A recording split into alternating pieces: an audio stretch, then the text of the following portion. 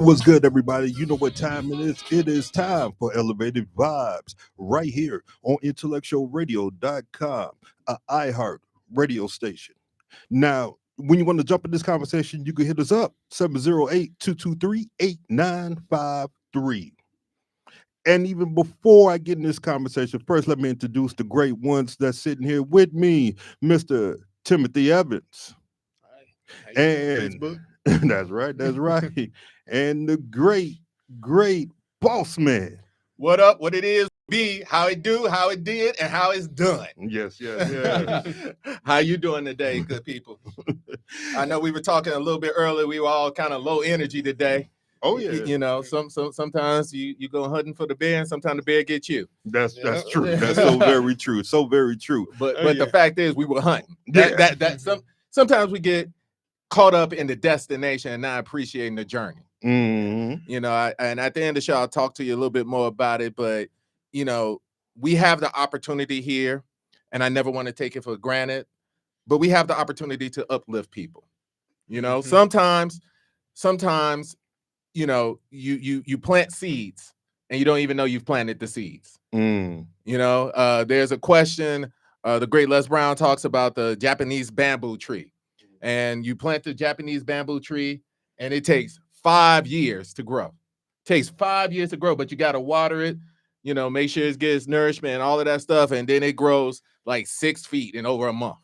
You know, and so the question is, does it take 5 years or does it take, you know, a month to grow the 6 feet? The fact is, it took 5 years.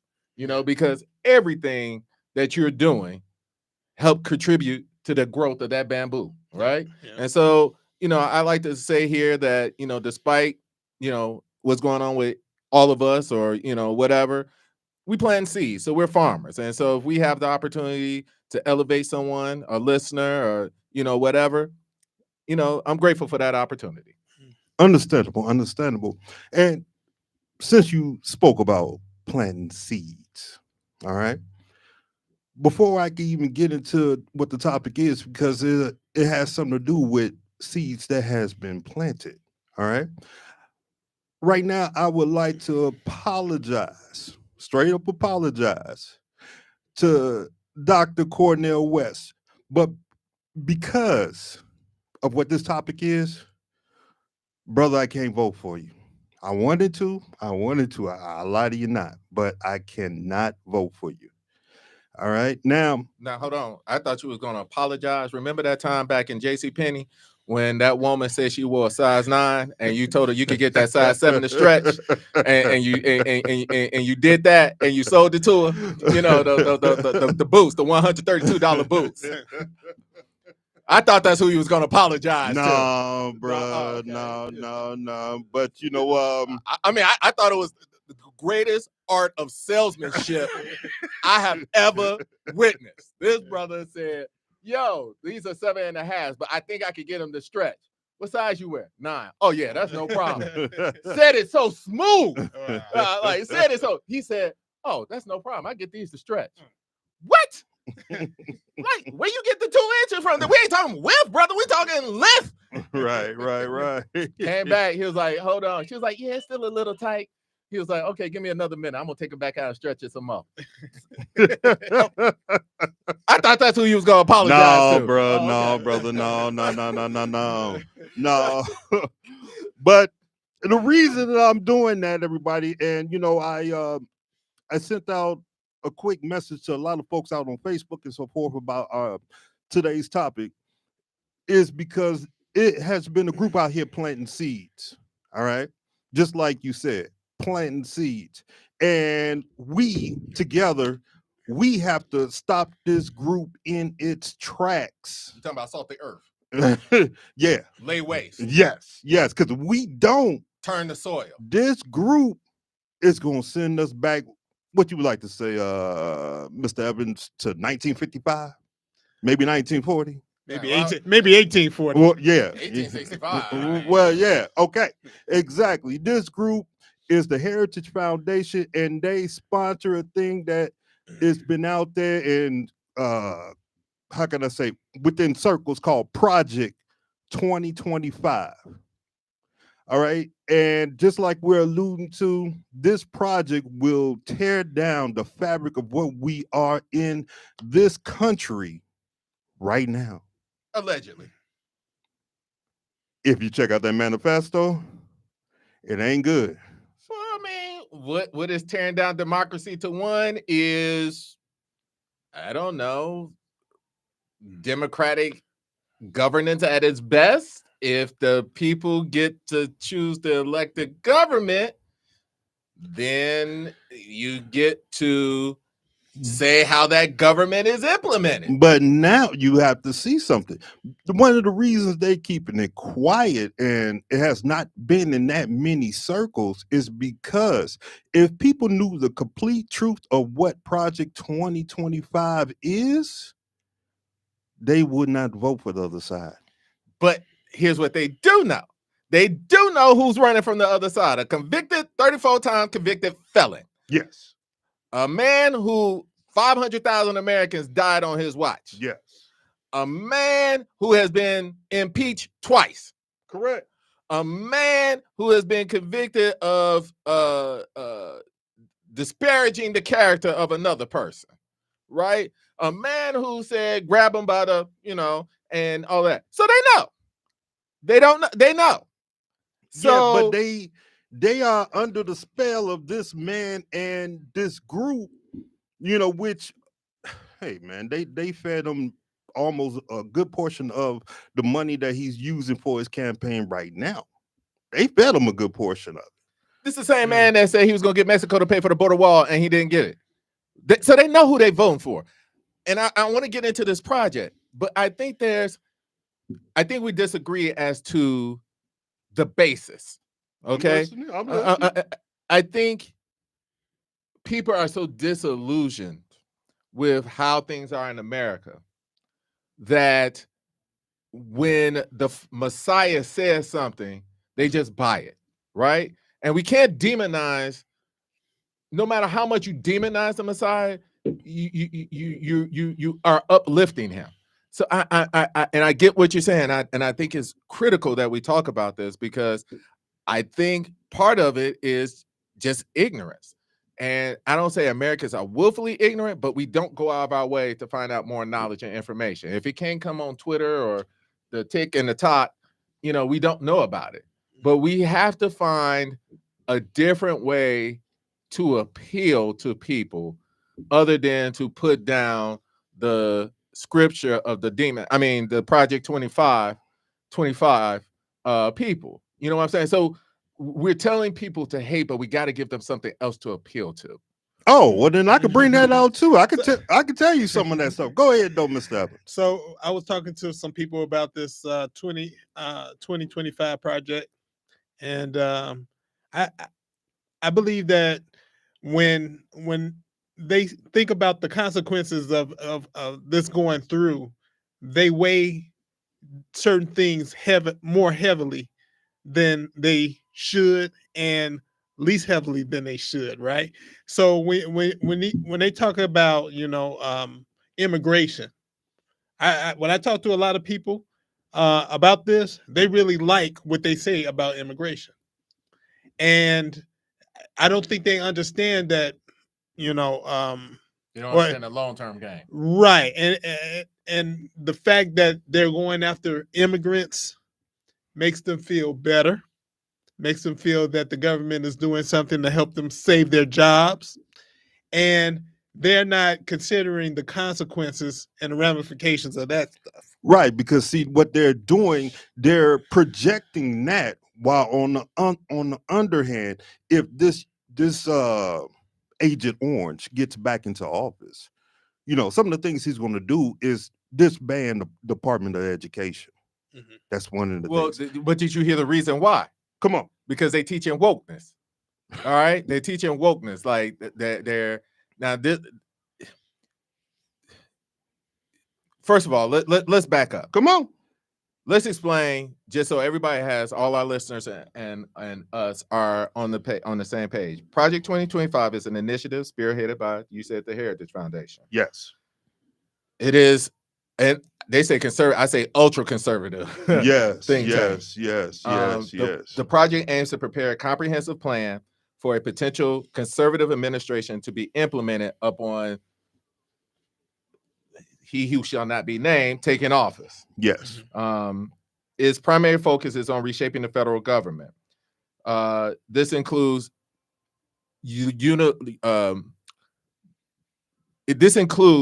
like centralizing a lot of power within the executive branch. Right, and then tearing down the other branches. Now you got to remember these branches were made for a balance of power. Right. Well, here's the rub, so that people understand. When he first got into office, Trump, a lot of the things he couldn't do because there were government workers who are not appointed. Like these are your everyday people who go into these jobs, and they survive the politics. All right, they are politically exempt. You know, you don't have to appoint them, right? And he didn't have the background or the wherewithal to get people in place who can implement his will, right? So think about, chief of staff, your head of your departments. Remember your boy Ben Carson was in charge of the Department of Housing. You just sitting there like, what? So these were, I don't want to say the words, they would use the word loyalists. I would use the word sycophants, but who are in these positions. So what Trump is attempting to do from ground one on day one is to say, all of these positions I get to fill, right? Like And I get to one fill of their them biggest plans, Yeah. which is based on the loyalty. It's a very test. scary thing. Right. So for instance, the weathermen, remember, like these are just scientists who are weathermen, right? And you kind of want your weathermen to be, I don't know, what's that word? Non-political? Because, Exactly. if the tornado is coming somewhere, it shouldn't matter whether I'm a Democrat or a Republican. The weatherman's job is to report scientific data, right? So now Trump says, no, I get to appoint everybody, like you have to pass this loyalty test. And weatherman, if I say the storm is gonna, remember his famous map where he said, no, the storm is going this way. Yeah. Well, now you got a weatherman who is politically appointed, who is dependent upon the executive for his position. So what do you think he's gonna do? Think about your Food and Drug Administration. These are non-political positions, right? The people who go out and make sure, those things we put in our body are safe. Well, what happens if Agent Orange gets a bribe from Chicken Coop, whatever, and Trump wants them to overlook the bacteria, syphilis, whatever is falling out in the factory? Well, guess what? They're politically appointed. So who do you think they're going to go for? So that's what Project 2025 is. But also you have to remember too that yes, Trump could do all these pulls, but he's also answering to this Heritage Foundation. And there was another individual, I want to say his name correctly so everybody knows who he is, because he runs another foundation, which is how can I say it's out of pocket, man. Leonard Leo. All right. And he runs the Federalist Society. That's another conservative organization. Yes. Yes, it is. Yeah. All right. Now, they've been pumping a lot of money within this, and Trump has already made some moves that they asked for anyway within this Project 2025, because one of the things was to fill the Supreme Court with who you want. They're already there. And another thing we need to put out to let people understand that some of these foundations has been out here since the 1970s. All right. Like we speaking about the Heritage Foundation, they've been pumping money since like 106 million is like they average yearly. And what we have to do, we have to stop this right here. We have to draw the line in the sand.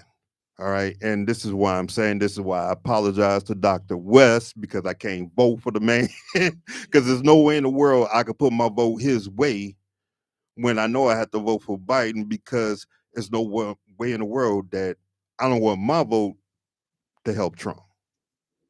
So you didn't want to vote for Biden, or you don't want to vote? Well, I should say didn't. I did. reluctantly you want to vote. I'm going to vote for Biden. Yes. At first, I was going to go with Dr. West, but after reading this and understanding what this is all about, there's no way in the world I can vote for him. So I think that we got to a crossroads Yes, sir. earlier, Mhm. right? Mhm. And I think we passed that point because right now we have moderate Democrats fighting radical Republicans, right? Yes. They got all the energy on their side. And we had, I think if you go back maybe between the race between Hillary and Bernie Sanders, when we had all of those radical leftists, you need those radical leftists to combat their radical rights. That's what I feel. And the fact that we don't have energy on our side, it doesn't give me great hope for this election season. Well, one thing, Even with this project 2025, yes. I don't think that it's enough. People are not looking. Most of the people that I talked to about this, they didn't even know what the project was. That's telling me that the Democrats are either not taking this seriously. They are. They are. They are. Then how is it that nobody knows Well, about? one, they came to the table too late with it. All right. The guy who runs the Heritage Foundation, he put it out there saying, "Hey, you were way too late." And just like as I said, they've been going since the 70s. They got pissed at Nixon. All right. And this is when they got together and they started putting things together. Because I'm gonna keep it real. As I said, they have a 900-page mandate, but this is the 9th mandate. All right. They had their first one with Reagan. So you got to look at it, and then as well, what we have to do as people and the Democratic Party, we have to get in court some of these folks who are sitting on the line. Okay, you have a number of folks that's sitting on the line, and unfortunately, a lot of Trump's cronies, Ben Carson for one, Byron Donaldson, if I'm saying his name correctly, and all that, they are courting these people. All right. They are going to bars. They are going to barbershops in Philly and Atlanta, courting these people. But I think it's more than that, though. Talk to me. I think it's more than that. And I'll say this. To Tim's point, if you're explaining, you're losing. Right? If I have to explain it to you, and that takes time because you have to understand the scope of it, that we're losing, and we don't have catchphrases or good catchphrases. So like you just said, yo, all they got to say is, yo, I want to send the immigrants back. That's all you got to say, right? And everybody's like, yep, send them back, right? As a Democrat, you have to explain to people, look, their crime rates are far lower than those of any other Americans. Like, the reason you think it's high is because it's overreported in the news. One immigrant does one thing and we blow it up, right? 2, the immigrants, and we have to be honest about this, do present a problem as it relates to housing, but not because they're here, but because housing was already an issue in America. Right. We're not building enough, and we're not people usually move to different homes, right? So that the smaller homes, the generation can come up, right? But because housing values have skyrocketed, values have stayed stagnant or going down, people are holding on to their homes longer, right? So the traditional home, when we came out, may have been 165, right? That home now is worth 500, right? So as I'm growing older, dealing with retirement, yes, I may sell my home, right?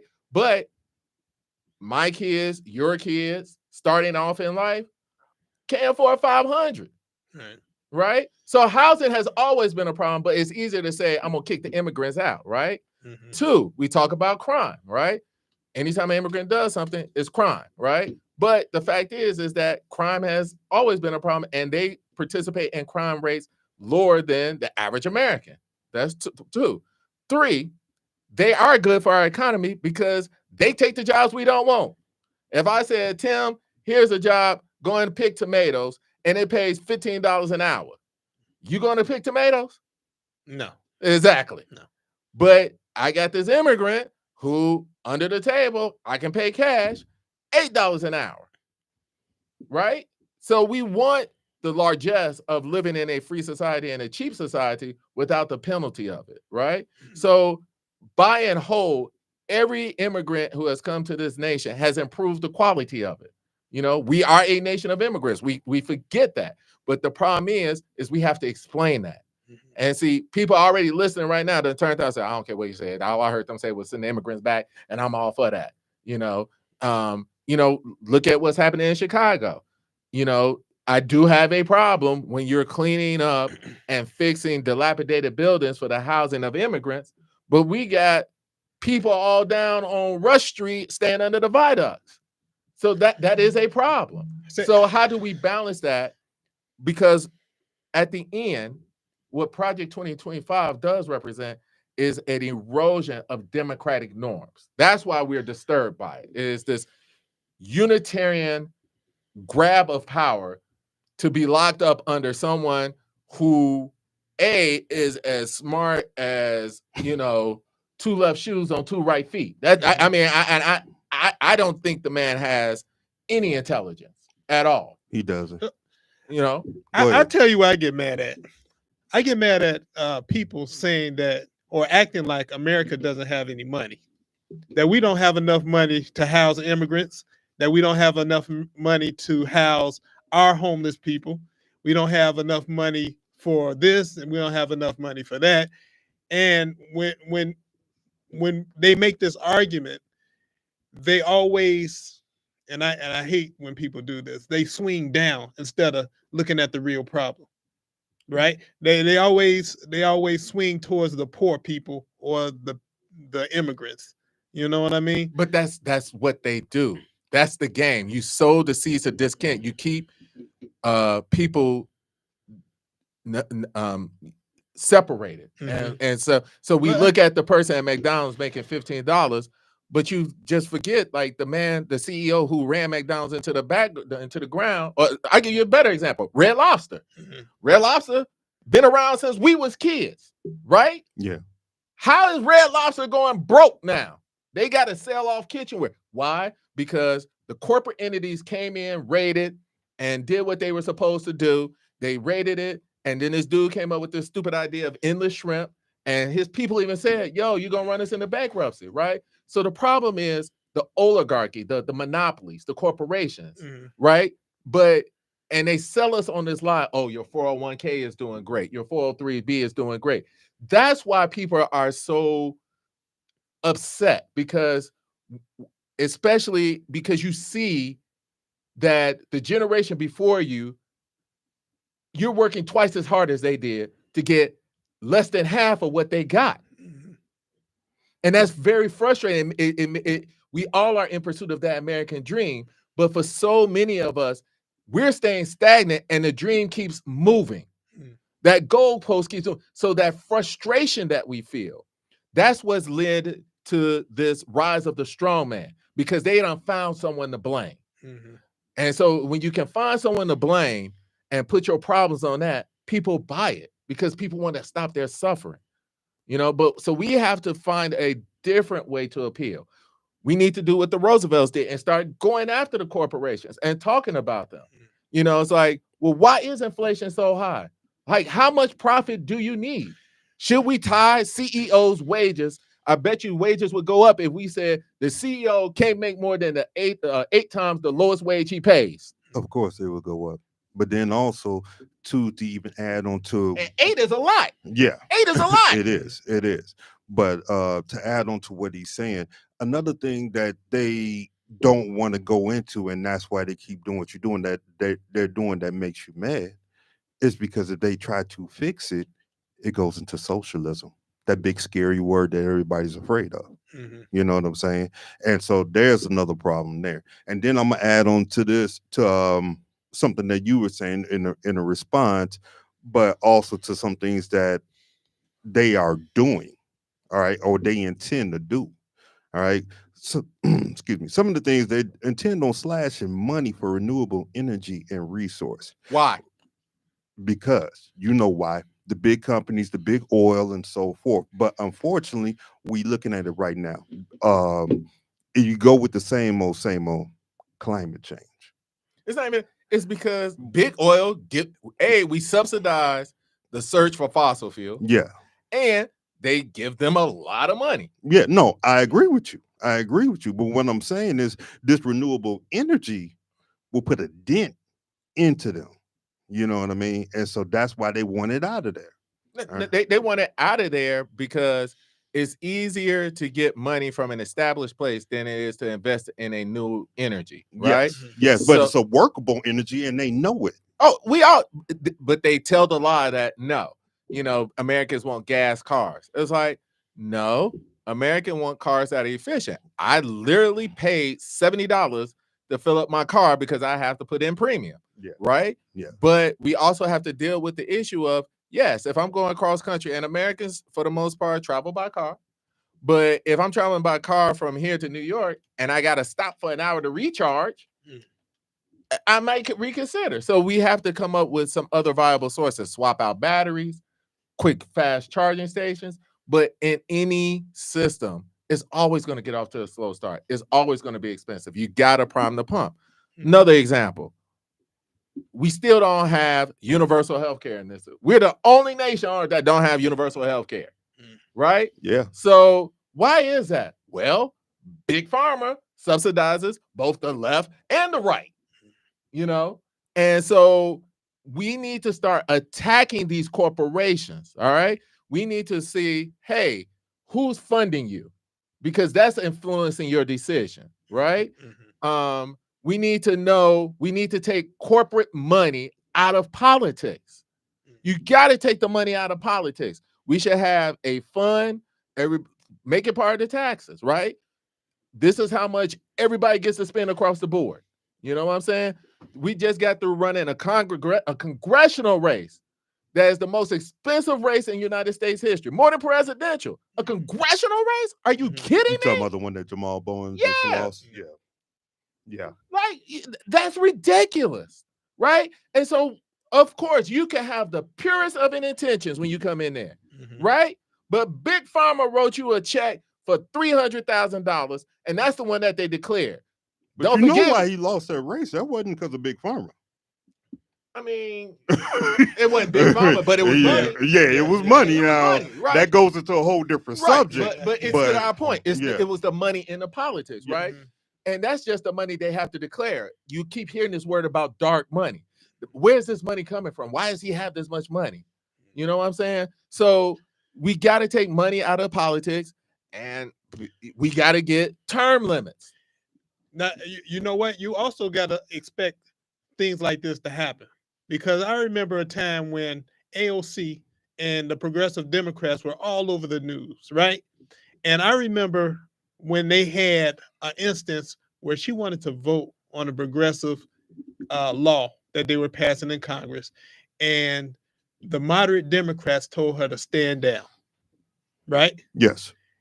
They crushed pretty much it wasn't that many progressives in there in the first place. Right. But if you have a progressive way of thinking and you try to do things, the moderate Democrats will crush you. So they shouldn't be surprised. They shouldn't be surprised if they can't fight this because you have no power. Yeah, but see, we got to step up. We got to do this right because we can't expect them to do this if they're not going to do it. We already see that part. I mean, you know what I'm saying? Yeah. How can we do that?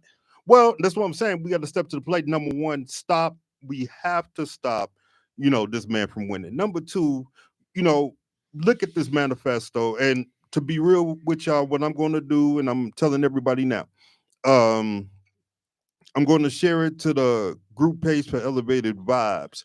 I'm going to find a link to it because I did find it, everyone.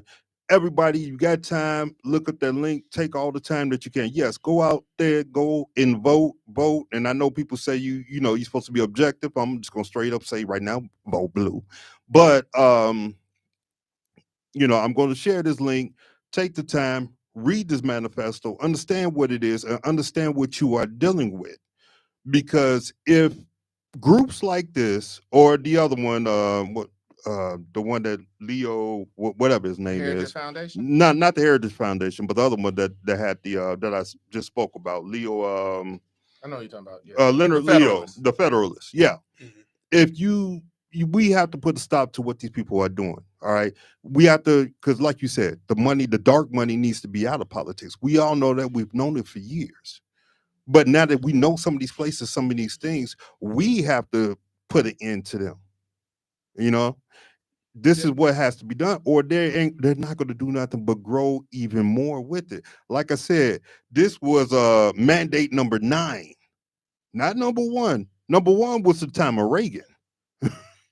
This is number 9, and so they're going to keep going, even if they don't get Agent Orange in his White House. I guarantee you, they're going to keep going. And then just with some of the things that they have in here, that people need to understand what they are doing. And like you said, Tim, a lot of people don't know anything about it. They plan to cut down things within education. All right, like killing the Title I funds, which helps a lot of underprivileged students, giving them money and so forth. And another thing they're talking about doing is eliminating Head Start. You gonna stop the babies from learning? They're You gonna stop the babies from learning? So their thing is that they want to cut down on the size of government, right? Like government is too intrusive. Some of this power should be returned to the states. But they're the ones being intrusive. They don't see it that way. I'm not. I think egalitarianism has its place. This ain't the time to be equal, right? I think I also blame the media for this, because it started with the Kellyanne thing. There's facts and then there's alternative facts, and for some reason they fell for that hood shake and the believe that the news has to be balanced and equal. No, right? If I'm talking to my 5-year-old and he tells me that unicorns and whatever exists, I don't have to be balanced and fair, right? Like there are facts. Now we can disagree about what brings inflation down. We have things like that. But when you have one person talking about bleach kills COVID, and the calls go up to the poison center, then we no longer have an obligation to be balanced and fair. We have an obligation to be balanced and fair between parties that are rational and logical, right? But when people are not rational and logical and are lying, then we have to call out the lies, right? But part of the problem, again, is the lack of education and knowledge of the people, right? Everything starts with knowledge and education. And so when you talk about limiting the Department of Education, it's not because government is too big. It's because now we get to tell people what they get to learn and how they get to learn. If you control the knowledge, two things that help you control the community, right? Communication, right? The access of knowledge that they get access to, and resources. Right? You control those 3 things, you control the people. That's true. Right? That's absolutely true. So that's why you get rid of the Department of Education, because now the states get to determine what gets taught. Alabama has mandated that the 10 Commandments be in every classroom. Louisiana, wasn't it? Or was it? I thought it was Louisiana. I thought it was Alabama. Louisiana. Was it Louisiana? Yeah, I think it was Louisiana. Okay. Just as bad. Yeah, go ahead, they usually go first. I thought it was Alabama. No, they had something else going on too over there in Alabama. Anyway, but their Supreme Court has ruled that the 10 Commandments has to be in every classroom. Now, from the days of yore, when we were back in school, that smacks to us and it doesn't seem right. Why? Because we were always taught about the separation of church and state. That's what the founding fathers feared. But somehow on that side, they have said, no, we are a Christian nation. No, we weren't. No, we weren't. People were coming here fleeing because most of Christian them, persecution. most of them right now are extremists, you know. But that's what I'm saying. If you lack the knowledge, then you can say whatever you want to say, That's right? true. So why weren't the Democrats, right, paying attention, right? So I'm a corporation. I got a computer corporation. You got a computer corporation, right? We competitors, right? If you are doing something, I'm going to send some spies over there to see what you're up to, right? No, you're not. I'm going to try to infiltrate your. I'm you're telling you. I mean, they do something like that. Yeah, they do corporate. What happens What is I go to Tim. Tim, I'm gonna raise my prices this way. All right. You say, okay. And you say, I'm gonna raise my prices this quarter. Mhm. Now we do this. Now we're not supposed to, right? But people have turned away too long, you know, because we're really the same kind of thing. Like you run, you know, whoever widgets ABC and I got widgets XYZ. Mhm. So we secretly collaborate. Meantime, you and I are buying up all the little fish, right? But say hypothetically, we are enemies in this. But we're never enemies. We're never enemies because we're the two top dogs, right? Right. So because we don't want them coming in and saying we got to split ourselves up, you know, because we're the big boys, right? We collaborate and things like that. So that's why prices are always going up because you want to make profit. I want to make profit. So I'm like, oh yeah, 2026 is his year. So I'm going to let him do it. Right. But I know I'm going to catch up because we kind of work like that. And even though, because what'll happen is if the government catches wind of that, then they want to come in and break us up. Right. So we're doing everything we can because what may happen too is I'll say, hey, you be the CTO and I'll be the CEO and we come together, right? That's what happened with the banks. Right. Too big to fail, but they were all collaborating behind the same scene. But that's not every bank. Now you got to look at it. And some of the things that went down and went on because he was going into that corporate espionage type deal. You know, you do have those. I know exactly what you're saying, where you know they collaborate and they do what they do. But there's always, hey, it could be, as you said, bank number 6 or 7.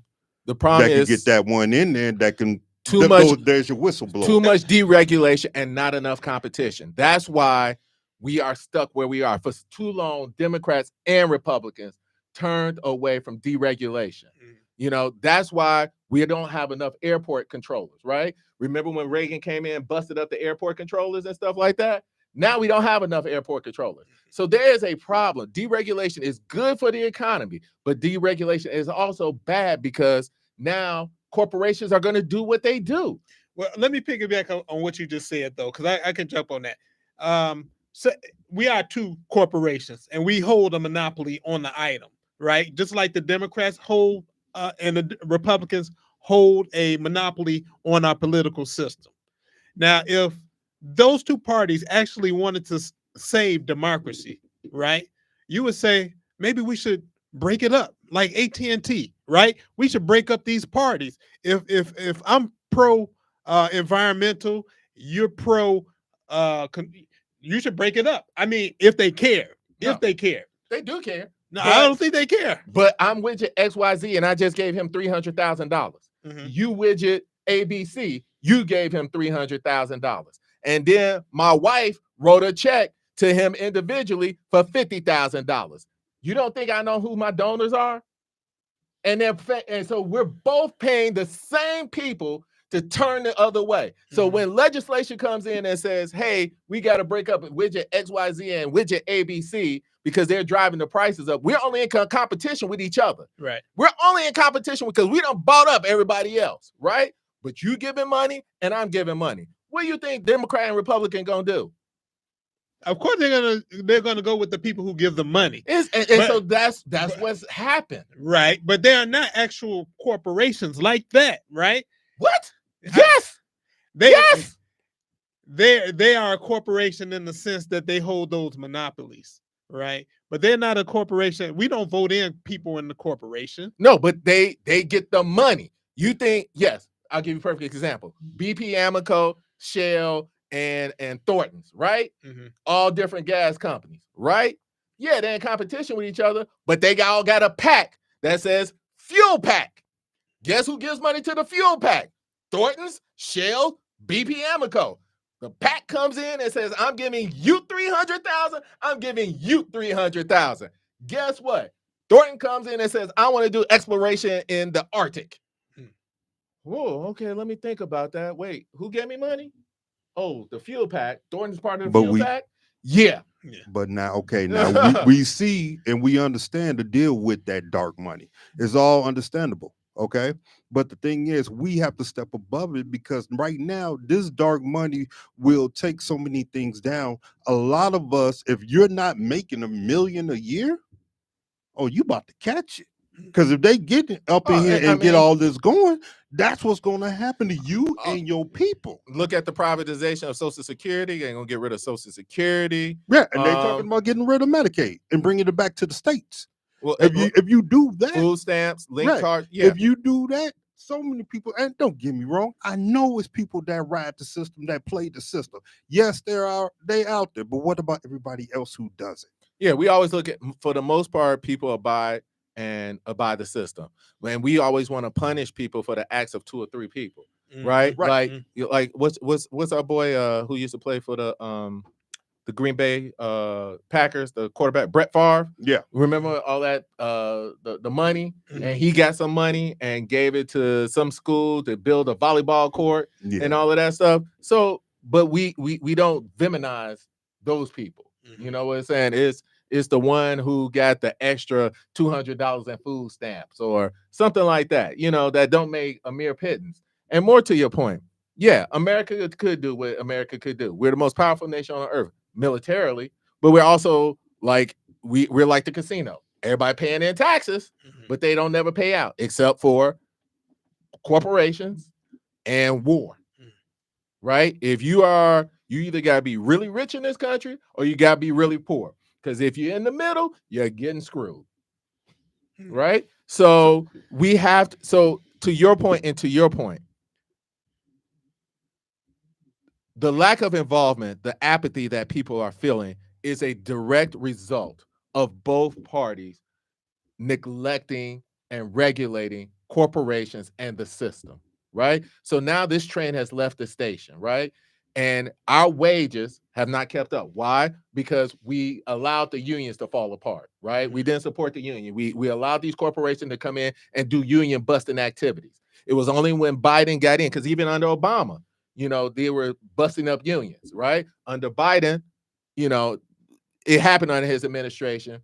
And he's the first president to go out and march on a picket line. He went out and did that. The first president to ever do that, he took the side of the people, right? But how many people have unions now, right? How many people don't go work in these, like, especially in the South, where, you know, they get to individually bargain and stuff like that, you know?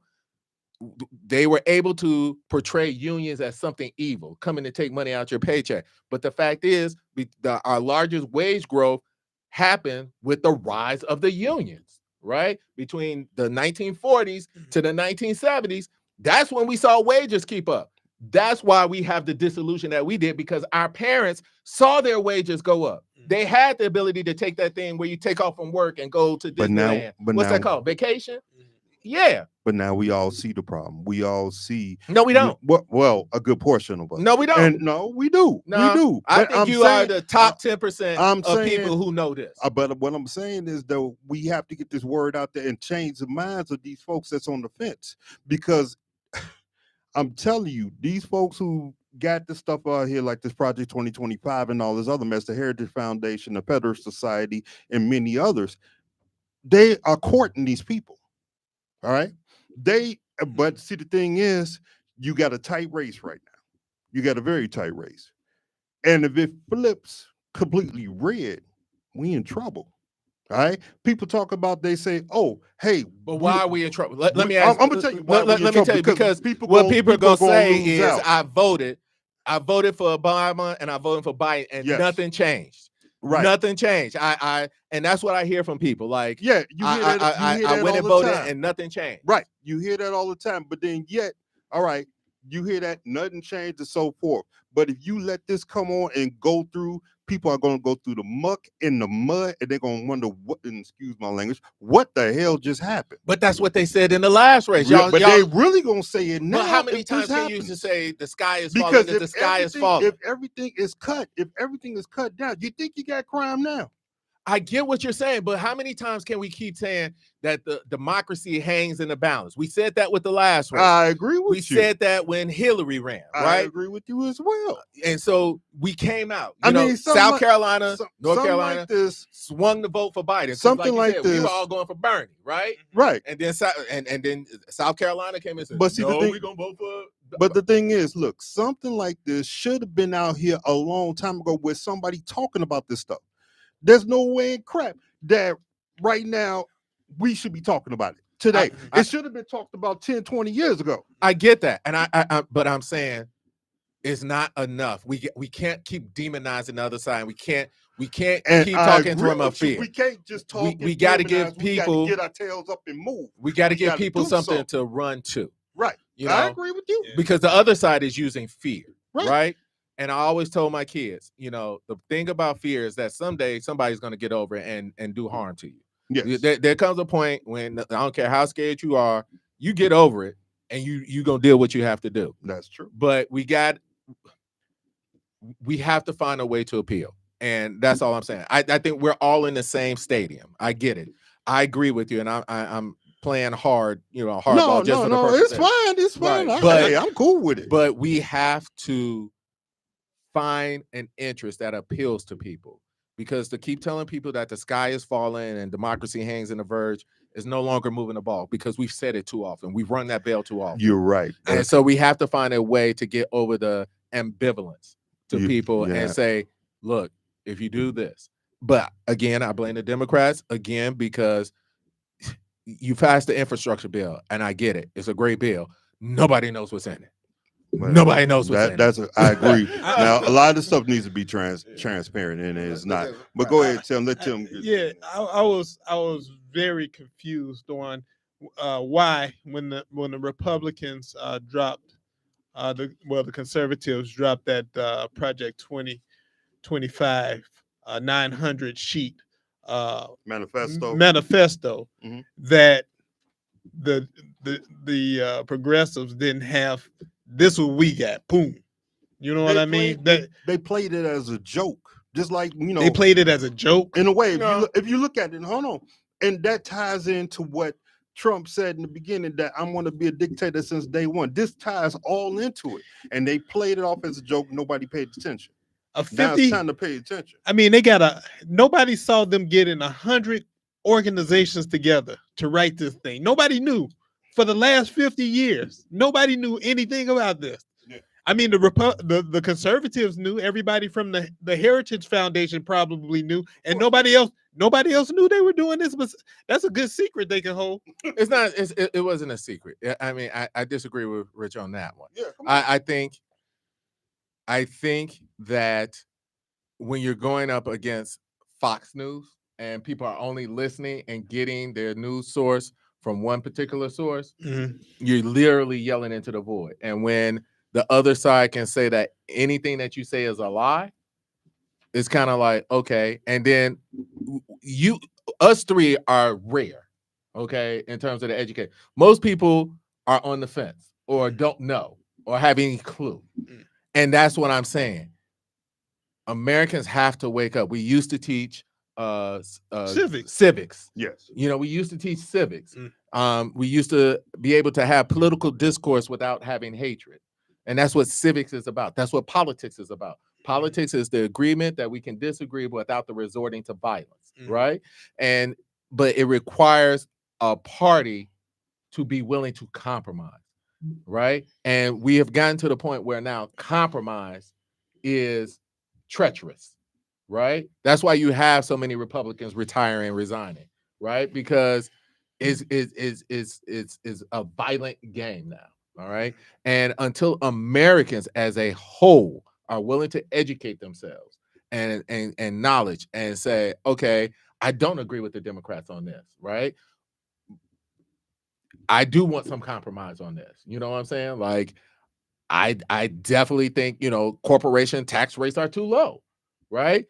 But when the other side is convinced that, any raising of the corporate tax is going to cause the bottom of the economy to fall out and people buy that, well, then, yeah, that's where we are.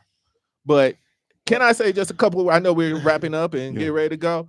It's just a hard week. I had to deal with some stuff, but I just want to and I can't talk about it, but look, everybody out there listening, you matter.